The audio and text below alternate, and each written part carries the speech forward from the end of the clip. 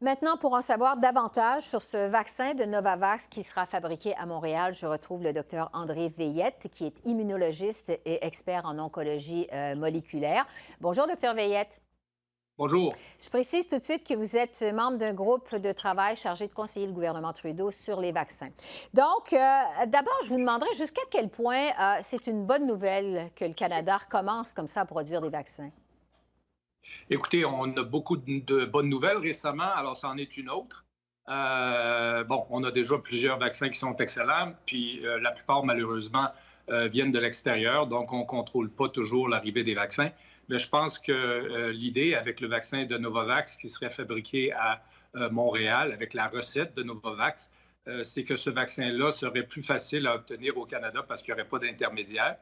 Évidemment, ce n'est pas quelque chose qui peut arriver demain. Alors, on attend encore la construction des locaux pour être capable de fabriquer ces vaccins-là, ce qui devrait prendre d'ici à la fin de l'été. Donc, tout de même, d'ici 9 à 12 mois, si tout va bien, on devrait s'attendre à avoir des livraisons de ces vaccins-là au Canada. Bon, contrairement aux vaccins de Pfizer et de Moderna qui sont déjà disponibles au Canada, le vaccin de Novavax n'est pas un vaccin qu'on dit à ARN, c'est plutôt un vaccin qui est à base de protéines. Qu'est-ce que ça veut dire? Expliquez-nous la différence. Bien, les vaccins de protéines, c'est des vaccins plus classiques qu'on reçoit tous périodiquement si on accepte de prendre des vaccins. C'est un vaccin qui est donné avec ce qu'on appelle un adjuvant, qui, dans le cas de Novavax, s'appelle Matrix M. Et la combinaison de ces deux éléments-là donne une réponse immunitaire qui est très forte. D'après ce qu'on peut voir avec les résultats préliminaires qui ont été publiés dans la presse au sujet de Novavax, il semble que l'efficacité soit très bonne et qu'elle soit très similaire à celle qui a été obtenue avec les vaccins d'ARN, comme vous dites, qui sont des vaccins peut-être plus nouveaux, comme ceux de Pfizer et de Moderna. Et puis, il y a d'autres compagnies qui commencent aussi à faire des vaccins d'ARN. Ouais. Donc, c'est une technologie plus classique, mais qui semble aussi donner d'excellents résultats. Au niveau de son efficacité, justement, on rapporte que le vaccin de Novavax l'est à 89 On sait, docteur Veillette, que pour le moment, une des grosses sources d'inquiétude par rapport à la COVID, ce sont les variants du virus. Est-ce que ce vaccin de Novavax, il est efficace également contre les variants? Étant donné que tous les vaccins qu'on a jusqu'à venir, tous les noms de vaccins que vous avez mentionnés, c'est des vaccins qui sont dirigés contre la même partie du virus, qui est la protéine S ou la protéine spicule. Je pense que les problèmes qu'on va avoir avec un vaccin, on va les avoir aussi avec les autres vaccins. Ceci étant dit, il ne semble pas que ce soit des énormes problèmes jusqu'à venir.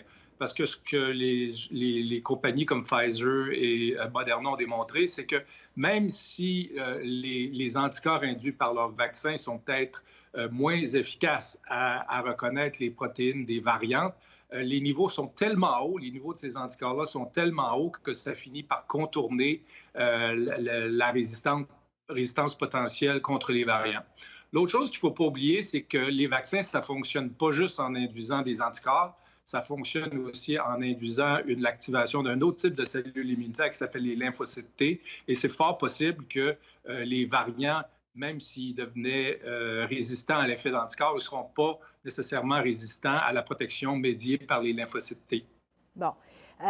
Je veux vous entendre justement davantage sur les variants parce que on apprenait aujourd'hui que les autorités de la santé en Ontario ont découvert un cas du fameux variant sud-africain chez un homme qui habite en banlieue de Toronto et qui ne semble pas avoir voyagé récemment. Est-ce que ça veut dire qu'au Canada, on est rendu à une transmission communautaire des variants de la COVID-19? Est-ce qu'on doit en déduire ça?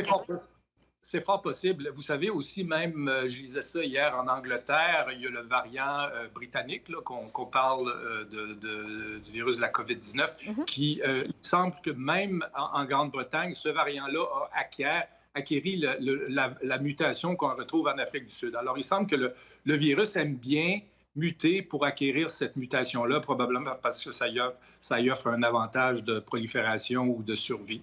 Alors, je pense que même si on n'avait pas le virus qui venait d'Afrique du Sud ou de Grande-Bretagne, notre propre virus aussi, nos virus ici qu'on a ici au Canada, vont peut-être aussi avoir tendance à développer ces mutations-là. Donc, on pourrait s'attendre à avoir des variants canadiens au Canada, comme on l'a vu par exemple en Californie, parce qu'il y a un variant californien aux États-Unis. Tout à fait. Je pense que Mhm. le virus aime bien muter, puis il tend à muter de façon qui lui sont avantageuses. Et puis, ces variants-là qui ont été identifiés, Grande-Bretagne, Afrique du Sud, Brésil, sont des mutations qui facilitent la vie au virus. Donc, même si on était isolé complètement de tous ces pays-là, il est fort possible qu'à un moment donné, au Canada, à mesure qu'il y a de la transmission, qu'on va se mettre à observer nos propres versions de ces variants-là. Ouais. Tellement qu'on se demande finalement si les mesures qui ont été mises en place par Ottawa sur les voyages vers le Mexique et les Caraïbes, par exemple, est-ce que ça arrive trop tard? En fait, je me demanderais quelle est la meilleure façon de prévenir la transmission des variants de la COVID s'ils sont déjà ici? Moi, je pense que c'est toujours les mesures de base qui sont les plus efficaces. Alors, on Mhm. se lave les mains, on évite les contacts, on porte des masques. Puis, dans ce contexte-là aussi, on évite de voyager. Mais ça va être très difficile en bout de ligne de savoir qu'est-ce qui marche si jamais on fait toutes ces choses-là en même temps. Mais je ne pense pas qu'on veut nécessairement faire une étude scientifique pour essayer de déterminer précisément c'est quoi qui marche. Je pense qu'il faut avoir toutes ces mesures-là, il faut les prendre en même temps. Et puis, je pense que si on travaille tous ensemble avec une bonne collection de vaccins qui s'en vient, je pense qu'on devrait être capable d'en venir à bout, mais on ne sera pas capable de dire précisément ça sera quelle mesure, sauf pour les vaccins où c'est clair qu'ils vont contribuer. Mais on ne saura pas dire à part ça précisément c'est quoi qui aura contribué, mais je pense qu'on doit faire attention, limiter les déplacements, limiter les contacts, porter les masques, toutes ces choses-là. Docteur André Veillette, immunologiste et expert en oncologie moléculaire, merci beaucoup. Merci. Au revoir. Au revoir.